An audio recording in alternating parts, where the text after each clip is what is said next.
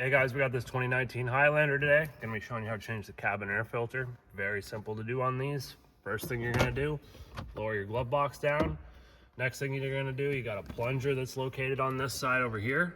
You're gonna squeeze these two tabs together and pull this piece out. And we can just sort of leave that sitting right there like that. The next thing we're gonna do, push in on both of these sides over here and lower the glove box down. Now we can actually, once we get it down to about here, pull it away.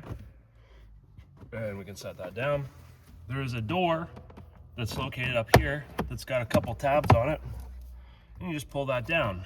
And now we've got access to the main cabin air filter door.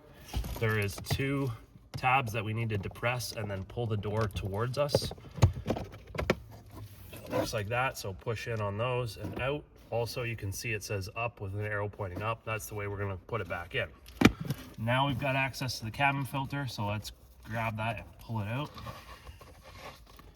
And there you go, there's the cabin filter right there. That's the way it looks. There's the up symbol with the arrows pointing up. And that's all there is to it. You just grab your new cabin air filter, put it back in, take your door, pop it back on, close the secondary door,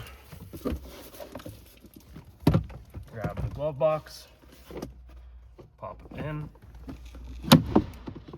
put the plunger piece back on, close the glove box, and that's all there is to it. If you got any questions, throw them in the comments. Thanks for watching. Don't forget to give us a like and subscribe. See you in the next one.